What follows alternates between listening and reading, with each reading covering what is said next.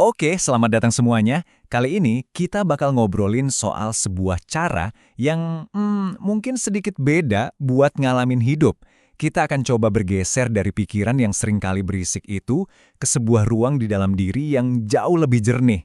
Yuk, kita gali bareng-bareng gimana sih kesadaran murni ini bisa jadi fondasi hidup kita sehari-hari. Nah, kita mulai dari pertanyaan yang penting banget nih. Pasti banyak dari kita yang pernah kan ngerasain momen damai, momen jernih, walau mungkin cuma sebentar. Tapi pertanyaannya gini, apa rasa damai itu cuma bisa kita dapetin pas lagi duduk diam aja? Atau jangan-jangan kita bisa bawa perasaan itu ke semua aktivitas kita? Ya, kita semua kayaknya kenal sama perasaan ini. Mungkin pas lagi tafakur, meditasi, atau sekedar merenung dalam-dalam. Tiba-tiba pikiran jadi lebih tenang, dan kita bisa ngerasain ada kesadaran yang rasanya luas dan jernih banget. Buat banyak orang, momen inilah kontak pertama mereka dengan kesadaran yang lebih dalam itu. Tapi, disinilah perjalanannya jadi lebih serius.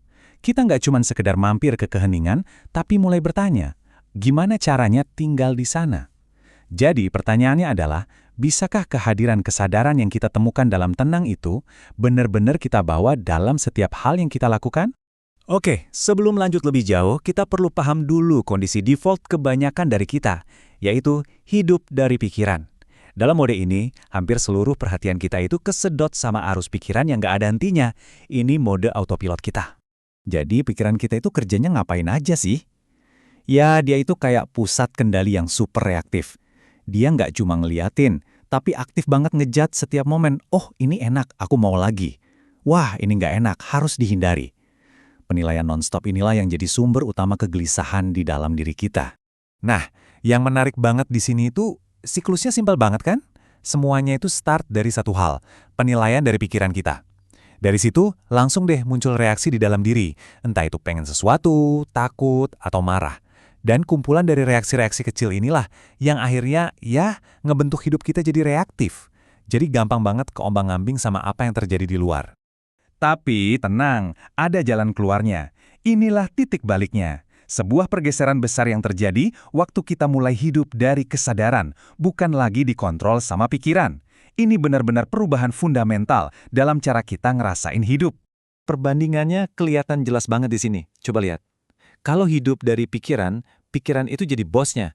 Hidup kita isinya reaksi melulu, pusing mikirin masa lalu, khawatir sama masa depan. Tapi kalau kita hidup dari kesadaran, nah ini beda. Pikiran itu jadi kayak alat, dipakai pas butuh aja. Semua yang kita lakuin datangnya dari kejernihan, dan fokus kita ada di sini sekarang. Perubahan peran pikiran ini kuncinya. Terus, gimana rasanya menjalani hidup dengan sadar dari hari ke hari?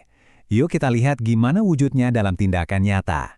Ini bukan soal berhenti ngapa-ngapain, tapi soal kualitas baru dalam setiap hal yang kita lakukan.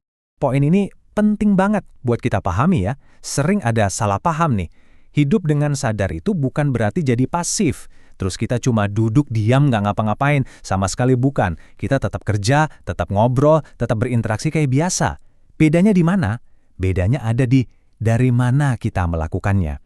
Semuanya itu muncul dari ruang batin yang lebih tenang, lebih jernih, bukan dari dorongan ego atau rasa takut. Coba deh kita rasain sebentar. Perhatiin nafas kamu. Kamu nggak perlu ngatur nafas kan? Tubuh kita bernafas sendiri. Ada kecerdasan alami di sana yang bekerja di luar kendali pikiran kita. Sama kayak jantung kita. Dia terus berdetak, mompa darah ke seluruh tubuh tanpa kita suruh-suruh. Kehidupan itu, mengalir dengan sendirinya. Dan kalau kita lihat lebih luas lagi, kita bisa lihat ritme yang sama di seluruh alam. Planet-planet berputar, musim berganti. Ada sebuah aliran kehidupan yang jauh lebih besar dari kita, yang sebenarnya bisa kita ikuti, daripada terus-terusan melawannya dengan pikiran kita. Perjalanan ini ternyata nggak berhenti cuma di kedamaian pribadi. Ketika seseorang makin mantap hidup dari kesadaran murni, dia mulai menyadari sesuatu yang jauh lebih dalam lagi, sebuah pemahaman yang melampaui dirinya sendiri. Iya, dapetin ketenangan batin itu pencapaian yang luar biasa, tapi itu bukan akhir dari jalannya. Ada realisasi yang lebih dalam yang menanti, yang nyambungin kesadaran pribadi kita dengan sesuatu yang jauh lebih besar. Nah, disinilah pencerahan yang lebih dalamnya muncul. Kamu mulai sadar bahwa kesadaran yang tahu kalau kamu lagi mikir, yang tahu kalau kamu lagi ngerasain sesuatu, ternyata kesadaran yang sama yang juga menyadari pohon di luar sana, suara-suara di kejauhan, bahkan seluruh alam semesta, seolah-olah hanya ada satu kesadaran besar yang jadi saksi atas semuanya. Jadi, sebagai penutup, coba deh kita renungkan pertanyaan ini. Kalau memang ada satu kesadaran yang sama yang mengalir lewat diri kita dan semua kehidupan, terus apa artinya? Kalau kesadaran itu menyadari kamu, apalagi yang ia sadari? Pertanyaan ini seolah-olah membuka pintu ke pemahaman yang jauh lebih luas tentang realitas itu sendiri.